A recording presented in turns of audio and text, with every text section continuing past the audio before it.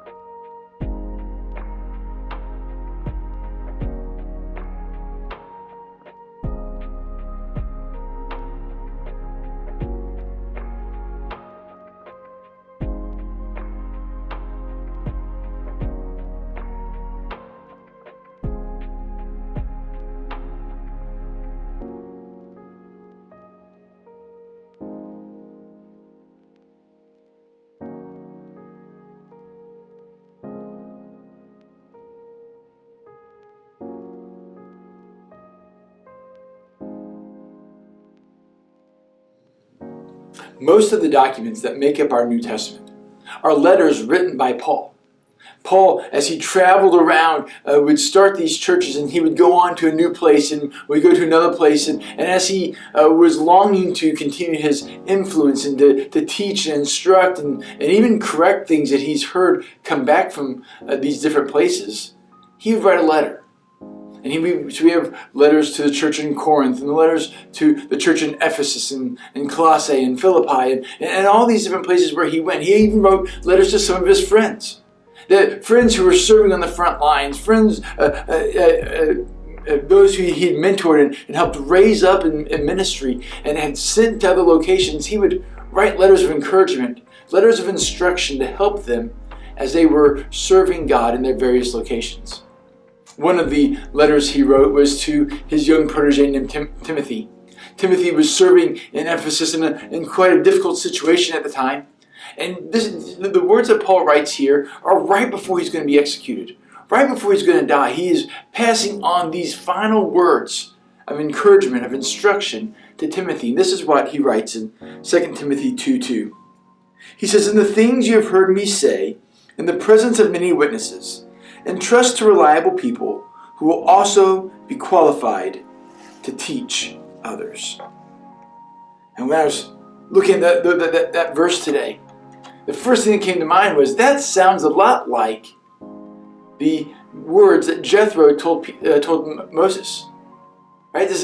Moses, you can't carry all this by yourself. You need to pass on some of this to others. You need to teach them and instruct them in the way to live so that they can rule rightly.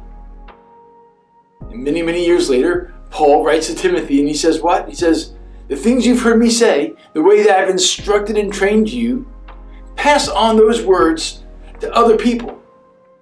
And so I wonder, in your life, who is your Paul?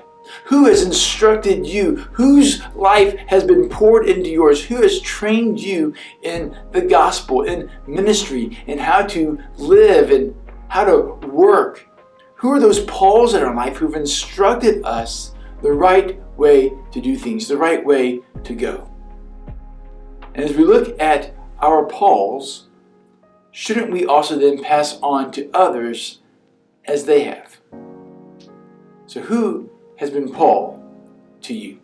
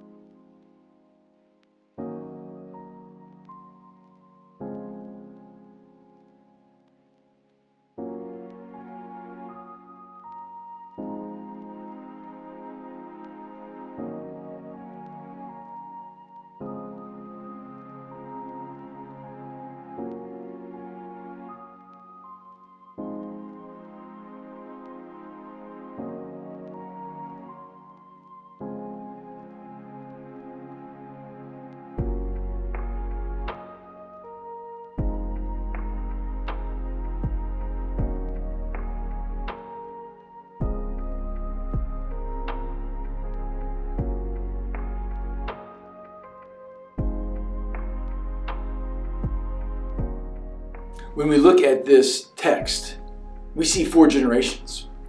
Or we see Paul passing on to Timothy, instructing Timothy in the way to do things, in the way to go. And then Paul says, pass on to others.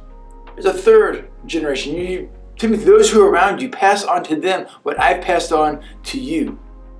And then those people, make sure the people you pass this information on to, make sure that they're able to pass on to someone else.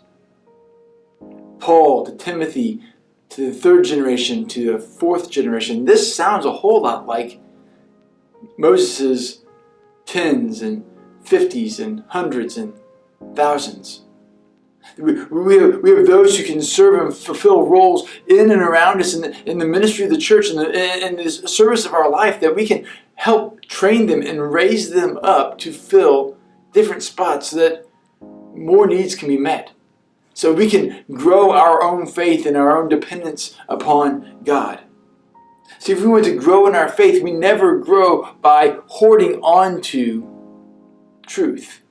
It only grows when we pass on to others. And then, and only then, can it truly multiply.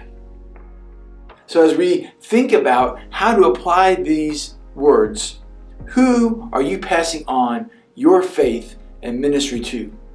And maybe, who are you passing on your life and your abilities to, so that others can come behind you and learn from you how to serve God?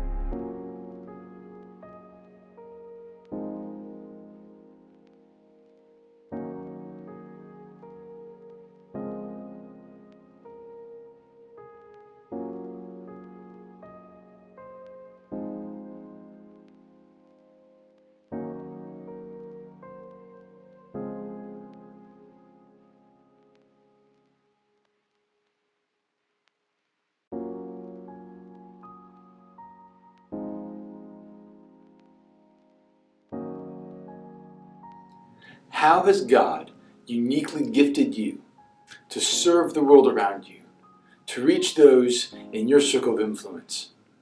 I pray that this week we find ways and opportunities to serve our community with the love of Jesus, to never go alone, to always be finding others around us that we can be introducing and bringing into a relationship with Jesus. I pray you have a great week, and we look forward to seeing you real soon.